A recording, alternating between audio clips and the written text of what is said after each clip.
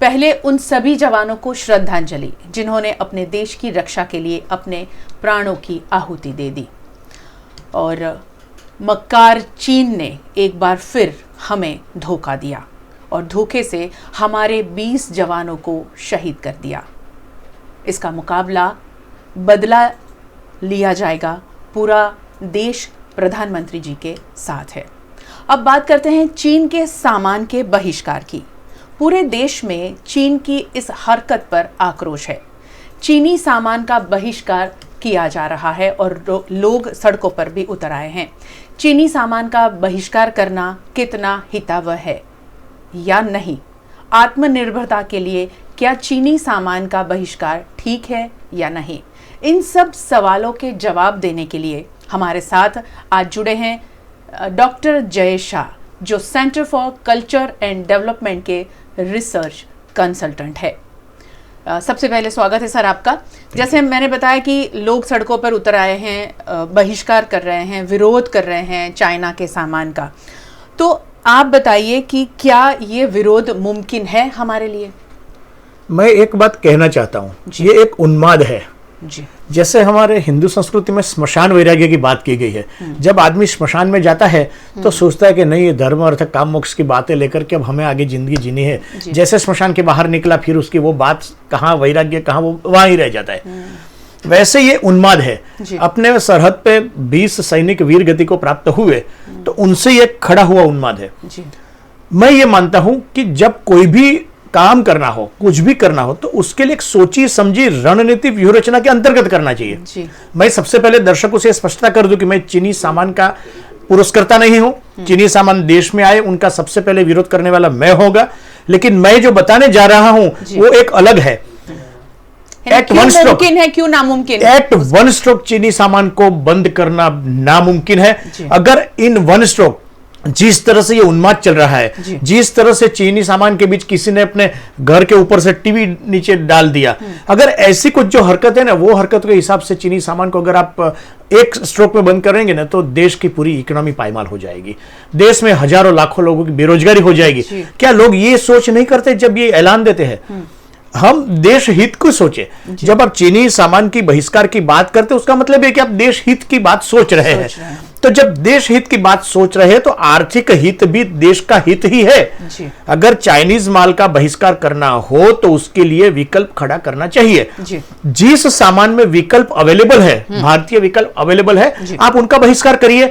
आप उनके ऊपर ड्यूटी डाले, गवर्नमेंट भी उसके ऊपर इंपोर्ट ड्यूटी इतना हैवी डाले कि वो यहां पर कोई परचेज ही ना करे, ये कर सकते हैं। लेकिन जो सामान ऐसा है कि जिसकी वजह से इंडस्ट्री चल रही है, जिसके ऊपर इंडस्ट्री डिपेंडेंट है, वहां पर यह बहिष्कार की बातें नहीं चलेगी। मैं आपको एक बात बताऊं, दर्शकों को जानकर ताज्जुब होगा कि चीन के साथ अपना व्यापार का रेशियो कितना है।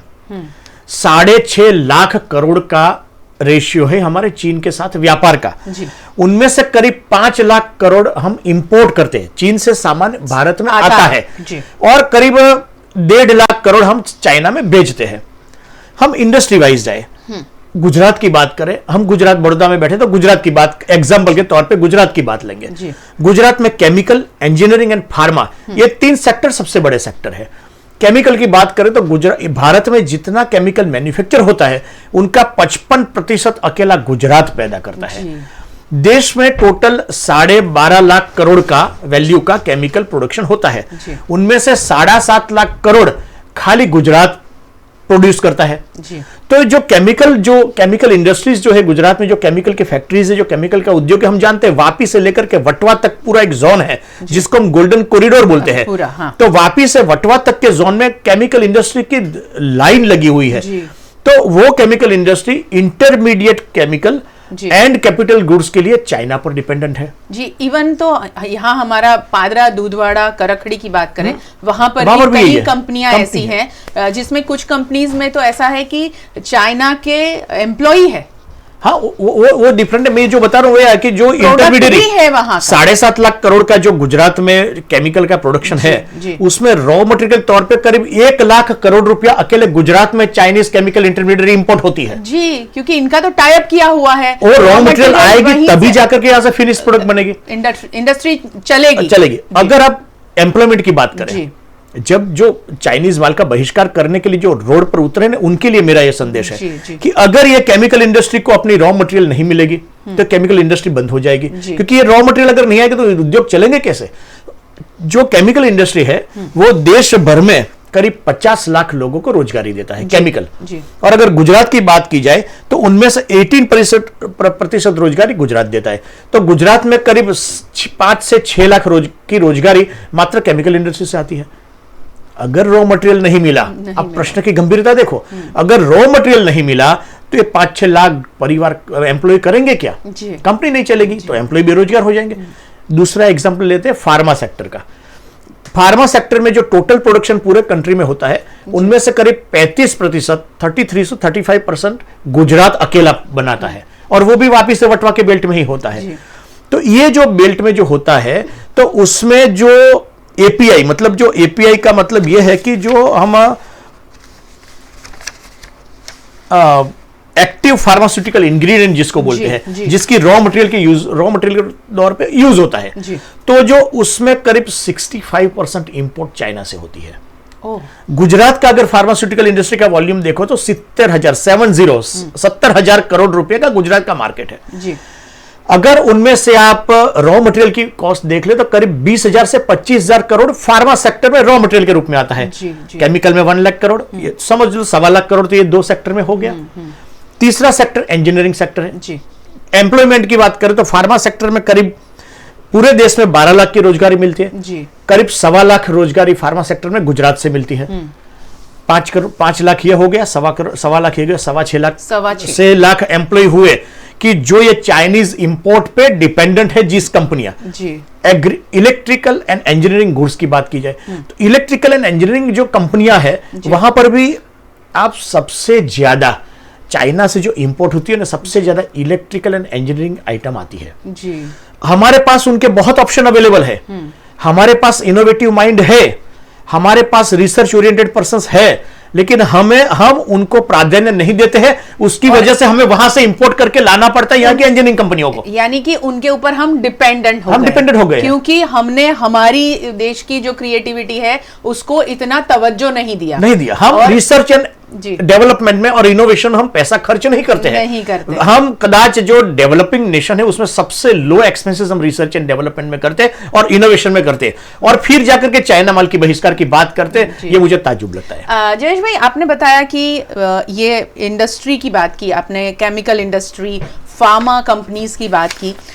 लोकल बाजार की अगर हम बात करें, लोकल बाजार यानी कि मंगल बाजार से लेके नवा बाजार है, मरी माता की गली है, रावपुरा रोड है, जहां पर ढेरों दुकानें हैं, जहां पर ये चाइना का सामान बिकता है, मगर ये हमें अंदाजा नहीं है कि कितने करोड़ों, कितने रुपए का सामान साल भर में बिकता है। और क्योंकि doctor Jayesh Shah research and development से जुड़े हुए हैं तो उनके पास में वो आंकड़े हैं जो हमारे शहर से ये छोटे मार्केट से बिकता है सामान, उसके बारे में बताइए।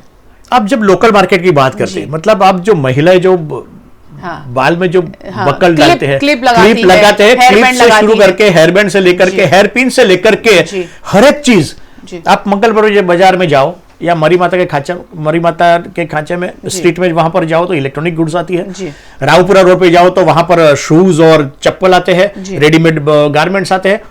अगर खाली बड़ौदा की कल्पना करो, शायद अपने दर्शकों को यह मालूम भी नहीं होगा, खाली मंगल बाजार से हर साल का 300 करोड़ रुपए का सेलिंग चाइनीज प्रोडक्ट का होता है। अगर पूरे बड़ौदा सिटी और शहर और जिले की बात करें तो करीब 1000 करोड़ खाली बड़ौदा शहर और जिला से चाइनीज प्रोडक्ट होती है। ये प्रोडक्ट ऐसे कि जिसका विकल्प अपने पास अवेलेबल है। जो चाइनीज गुड्स का बहिष्कार करने की जो बातें कर रहे हैं, उनको ये टाइप की गुड्स कि जिसमें विकल्प अवेलेबल है, वो गुड्स को बहिष्कार करो तो ठीक है, तो ये सोच ठीक है। लेकिन उसकी टोटल वॉल्यूम कंट्री की कितनी होगी? जो लोकल बाजार की जो बिक रही है, नो डाउट वो वॉल्यूम के हिसाब से बहुत बड़ा है, लेकिन जब हम 6.5 लाख करोड़ की बात करते हैं इंपोर्ट की, तो 6.5 लाख करोड़ के कनेक्शन में वो 10% भी नहीं है।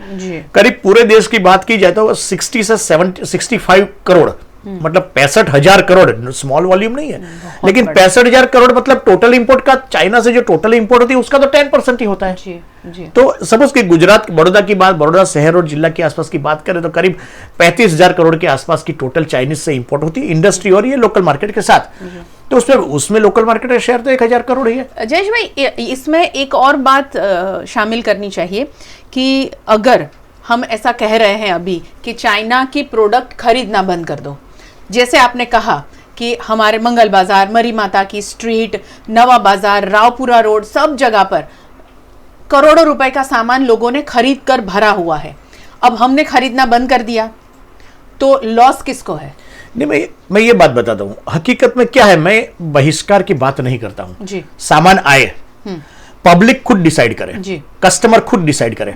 हर एक शॉप में 2 रैक होना चाहिए, एक इंडियन गुड्स का, एक चाइनीज गुड्स का। सामान लाइए, कोई प्रॉब्लम नहीं, मगर अभी हम विरोध की बात कर रहे हैं, विरोध कर रहे हैं। सामान खरीदना अगर हम बंद कर देंगे तो ये छोटे व्यापारी कहां जाएंगे? मैं वही बात पर आ रहा था। आपने जो लोकल मार्केट, जब जैसे मैंने केमिकल इंडस्ट्री में गुजरात में 1.25 लाख, गुजरात में 5 लाख, फार्मा में 1.25 लाख करके 6.25 लाख, इंजीनियरिंग की अगर ऐड करें तो 2.5 लाख और, तो करीब 10 लाख लोग चाइनीज जो इंपोर्ट है, जिसके रॉ मटेरियल है उसके ऊपर एम्प्लॉय डिपेंडेंट है। वैसे चाइनीज गुड्स है। अब मैं आपने मंगल बाजार का बात निकाला है तो मैं मंगल बाजार की बात करूं। मंगल बाजार में कितनी शॉप है? कम से कम 500 से 600 शॉप मंगल बाजार में होगी अंदाजन जी। तो उसके ऊपर मतलब हर एक शॉप में अगर 2 एम्प्लॉय गिने जाए तो उसके ऊपर करीबन 2000 परिवार डिपेंडेंट है जी। तो अगर आप ये विकल्प खड़े किए बगैर ये अगर एजुटेशन करोगे तो अल्टीमेटली डैमेज इंडियन इकोनॉमी को ही होगा और अल्टीमेटली डैमेज भारत के छोटे ट्रेडर्स को होगा, छोटे व्यापारी को होगा, इंडस्ट्री को होगा और अल्टीमेटली एम्प्लॉयमेंट भी खत्म हो जाएगी और बेरोजगारी जैसे कभी नहीं देखी होगी इतनी बेरोजगारी बढ़ जाएगी। इसलिए मैं बोल रहा हूं चाइनीज प्रोडक्ट का मैं भी विरोधी हूं। ऑल्टरनेट खड़ा करने के बगैर उसका बहिष्कार करना मैं ठीक नहीं मानता। कितना समय लगेगा? आखिरी सवाल कि जैसे हमने बहिष्कार की शुरुआत कर दी, लोगों के पास में जो सामान है वो नहीं खरीदा जाएगा, मगर उसके सामने अर्थतंत्र बिगड़ेगा। अब ये विरोध जो है उसमें नए, आप जैसे कह रहे हैं कि नए ऑल्टरनेटिव खड़े करने, उसमें कितना समय लगेगा और कैसे इसको हम कर पाएंगे? नहीं, उसमें अगर थोड़ा हिस्ट्री में जाए जी। 1991 में इंडियन इकोनॉमी को ग्लोबलाइज किया गया जी। बहुत अच्छा काम किया, ऐसा प्रॉब्लम नहीं है, वो अच्छा काम किया। इकोनॉमी को ग्लोबलाइज करने के बाद जो आत्मनिर्भर करना था जी, वो प्रोसेस, जो सेकंड लेवल इकोनॉमिक रिफॉर्म्स जो करने थे, जो मैं खुद एक्सपेक्ट करता था कि 2004 में जब मनमोहन सिंह खुद पीएम बने तो मैं एक्सपेक्ट करता था कि सेकंड लेवल इकोनॉमिक रिफॉर्म्स आएंगे। लेकिन वो सेकंड लेवल इकोनॉमिक रिफॉर्म्स लाने में भारत की हर एक सरकार निष्फल हुई। अब जाकर के जब ये कोरोना आया तब जाकर के दिमाग में आया कि अगर हमारे पास सेल्फ सफिशिएंट नहीं होंगे, आत्मनिर्भर नहीं होंगे तो आगे 10 साल बहुत मुश्किल आने वाला है। तब जाकर के हम लोकल को वोकल बना के ग्लोबल बनाओ और आत्मनिर्भर बनो, वो बात आई। ये बात अगर 1991 में आ जाती तो आज शायद चाइना अपने को इतना हैरान नहीं करता। तब जाकर के हमको 6.5 लाख करोड़ का जो चाइनीज बिजनेस है वो हमको नहीं करना पड़ता। चाइना ने लोकल को वोकल बना के ग्लोबल किया और पूरे दुनिया में अपना पांव दबदबा बना दिया। वो लोकल से वोकल से ग्लोबल बने और हम लोकल से ग्लोबल बने ही नहीं, लोकल को वोकल हमने बनने ही नहीं दिया। अब लोकल को अगर हमको वोकल बनाना है तो उसके लिए करीबन 5 से 7 साल लगेगा। आप ऐसा मत सोचो कि जो एपीआई जो है फार्मास्यूटिकल की वो 60 to 65% अब चाइना पर डिपेंडेंट है। अगर एपीआई का इंपोर्ट बंद हो जाए तो हमको पैरासीटामोल मिलनी तकलीफ हो जाए। सिंपल जो ताव की जो गोली है, हमको सिंपल एंटीबायोटिक जो सिप्रोफ्लोक्सासिन है, नॉरफ्लोक्सासिन है, एजिथ्रोमाइसिन है, एमोक्सिसिलिन है, हमको ये सब मिलने में दिक्कत आ जाएगी। शायद उनकी कीमत कहां पहुंचेगी मालूम नहीं पड़ेगा।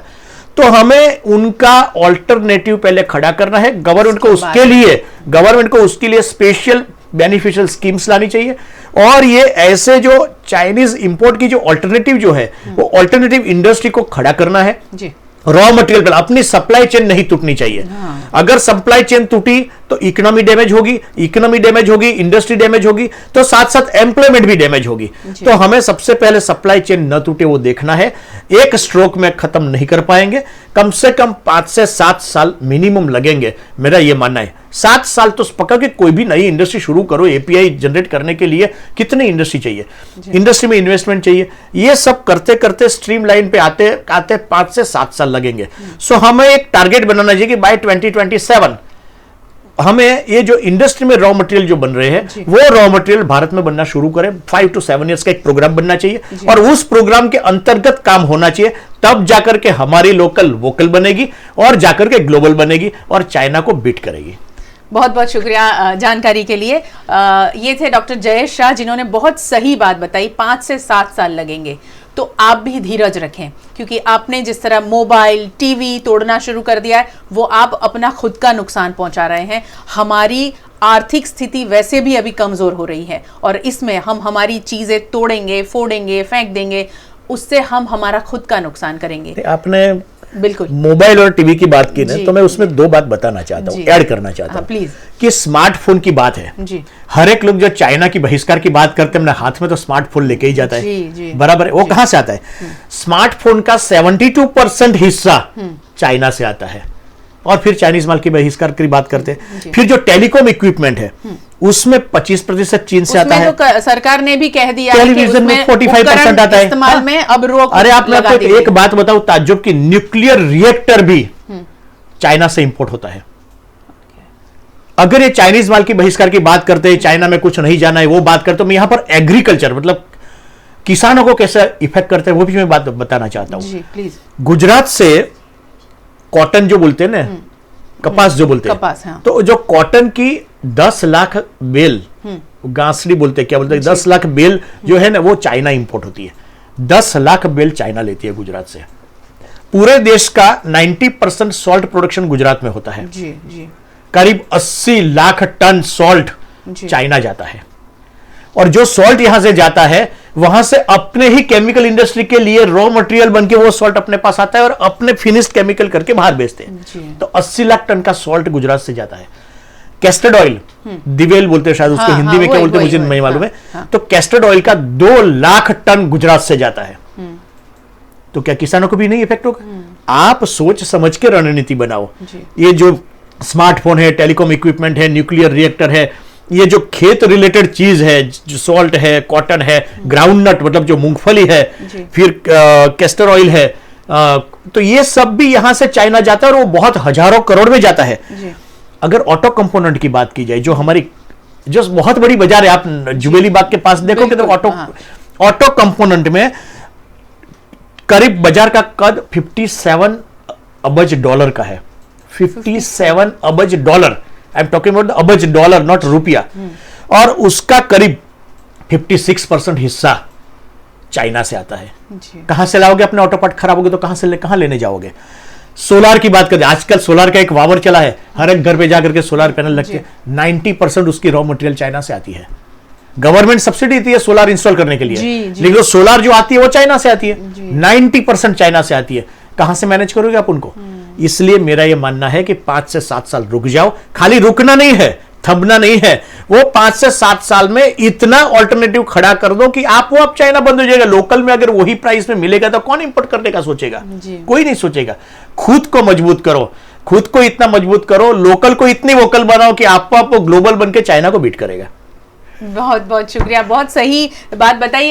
मैं इस चर्चा को खत्म करने जा रही थी, मगर बहुत सही मुद्दे को लेकर फिर वापस डॉक्टर जयेश शाह ने जो जिस तरह हमें बताया है कि हमें अपने आप को सक्षम करना है, हम हमारी लोकल प्रोडक्ट को ज़्यादा से ज़्यादा तवज्जो देने लगे, ज़्यादा से ज़्यादा खरीदने लगे, ज़्यादा से ज़्यादा बनाने लगे, तब जाकर हम इस चाइना का विरोध कर पाएंगे। थोड़ी महंगी हो तो भी ले। बिल्कुल सही बात है, और महंगी होगी ही, क्योंकि जब हमारे वहां पर बनने लगेगा तब धीरे धीरे वो शायद सस्ता हो सकता है, मगर अब जब हमें एक ऑल्टरनेटिव खड़ा करना है, एक नई दुनिया हमारे खुद के लिए खड़ी करनी है, तो हम सबको, उन सभी छोटे छोटे व्यापारियों को, उन सभी छोटे छोटे बिजनेस को सपोर्ट करना होगा। तभी सिर्फ ये कुछ दिन रोड पर, रास्तों पर निकलकर, विरोध जताकर, बैनर लेकर खड़े रहेंगे और सामान की तोड़फोड़ करेंगे, वो विरोध से कुछ नहीं होने वाला है। सिर्फ इतना हमें करना होगा कि हमें अपने आप को सक्षम करना होगा, तब जाकर ये आत्मनिर्भरता की बात जो है उसे हम सही मायनों में साबित कर पाएंगे।